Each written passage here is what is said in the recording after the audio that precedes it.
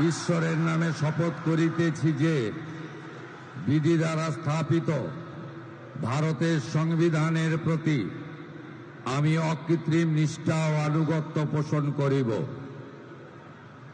আমি ভারতের সার্বভৌমত্ব ও অখণ্ডতা রক্ষা করিব।